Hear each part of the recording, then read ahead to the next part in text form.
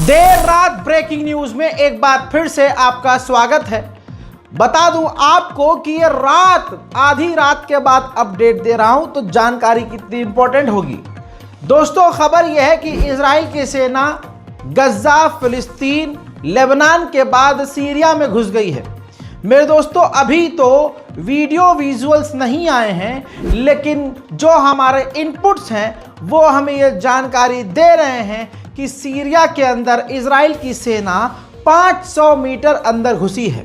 यह बात आप पहले से जानते हैं कि इजराइल की नीयत आसपास के देशों के लिए सही नहीं है। इजराइल के फाइनेंस मिनिस्टर का कल का वीडियो में बयान सुनाया कि उन्होंने इजिप्ट, सीरिया, लेबनान, गजा और भी कई यानी इराक, तुर्की और कई और इलाकों का नाम लिया, जिस पर उन्होंने कहा कि हमारा राज होगा। जानकारी ये भी है हमारे पास कि जिस जगह इजराइल की सेना ने घुसपैठ सीरिया में की है, उस जगह रूस की सेना तैनात हुआ करती थी, लेकिन अभी कुछ ही समय पहले रशिया की सेना सीरिया के उन इलाकों से थोड़ा पीछे हटी है, जिसका फायदा उठाकर अंतर्राष्ट्रीय कानून का उल्लंघन एज यूजुअल करते हुए इजराइल की सेना 500 मीटर सीरिया के अंदर घुस गई है। पत्रकारों ने जब एर्दोगान से पूछा कि इजराइल अगर सीरिया में घुसता है, घुसने की जो बात कर रहा है, उस पर आपकी क्या प्रतिक्रिया है, तो आपको बता दूं कि रजब तैयब एर्दोगान ने कहा कि सीरिया के अंदर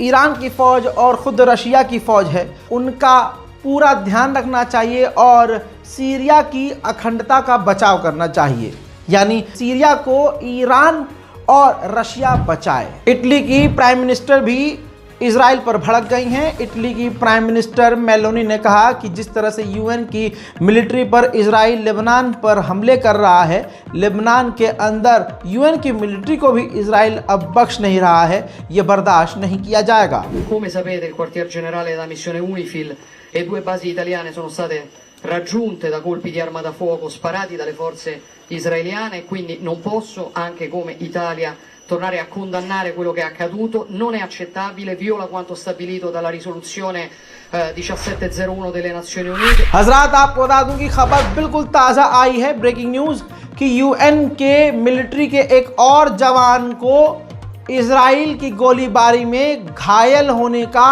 अपडेट दिया जा रहा है। जी हाँ, एक और यूएन के मिलिट्री पर्सन इजराइल की गोलीबारी में घायल हुए हैं। वहीं मेरे दोस्तों, यूएन की मिलिट्री घायल होने के बाद भी, इजराइल की बमबारी के बाद भी साफ कह रही है कि वो बॉर्डर से पीछे नहीं हटेगी। उधर मेरे दोस्तों, 104 यूएन के मेंबर ने इजराइल की निंदा की है कि यूएन के एंटोनियो गुटेरेस को इजराइल ने किस हक से बैन कर दिया है।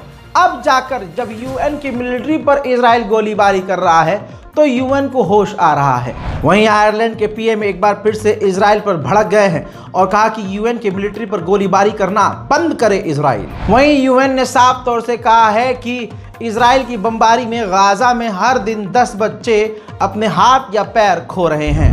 Humanitarian partners report that women and children are hard hit by the trauma of this war. Each day, according to UNRWA, 10 children are losing one or both of their legs. Gaza is home to the largest cohort of child amputees in modern history. Women are 3 times more likely to miscarry and 3 times more likely to die from childbirth. And yet, humanitarians are not giving up. Madam President, we also remain deeply concerned about the worsening situation in the West Bank. Over the past year, Israeli military operations, along with the rampant settler violence and house demolitions, have led to Israel की बमबारी की वजह से Gaza में 3 गुना miscarriage बढ़ चुका है। माएँ बच्चा पैदा करने से पहले ही बच्चा खो रही हैं।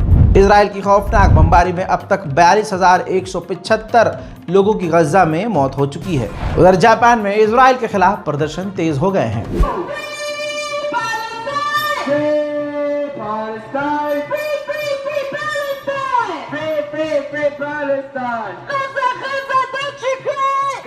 Gaza, don't you cry. Palestine will never die. Palestine will never die. Gaza, don't you cry. Gaza, don't you cry. Palestine will never die. Palestine will... ठीक इसी तरह से यूके में पाबंदियों के बाद जबरदस्त प्रदर्शन इजराइल के खिलाफ, फिलिस्तीन के समर्थन में।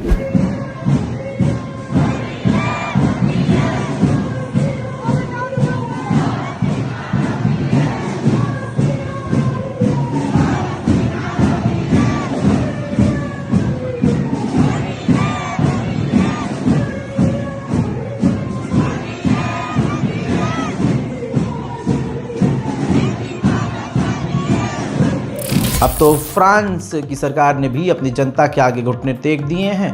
फ्रांस के लोग इजराइल के खिलाफ सड़कों पर उतरे हुए हैं।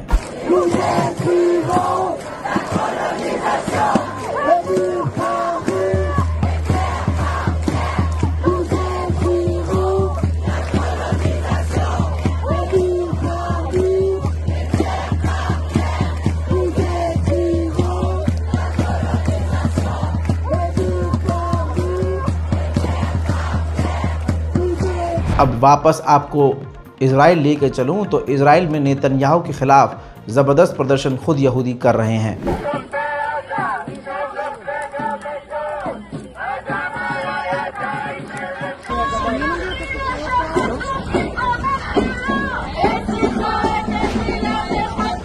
मेरे दोस्तों, नॉर्थन गाज़ा का हाल इतना बुरा है कि अक्टूबर के महीने से एक भी छोटी गाड़ी भी खाना लेकर अंदर नहीं जा पाई है। नॉर्थन गाज़ा में पूरी तरह से भूखमरी है। रामल्ला फिलिस्तीन के इलाके में सेटलर्स फिलिस्तीनियों के ऊपर हमला करते हुए फिर देखे गए हैं।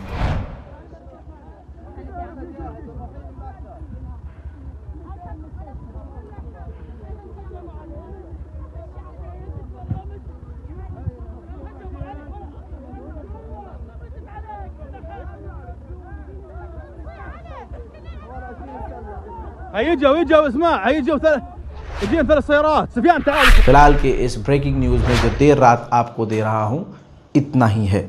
जल्द लौटूंगा और भी बड़ी जानकारियों के साथ। जय हिंद।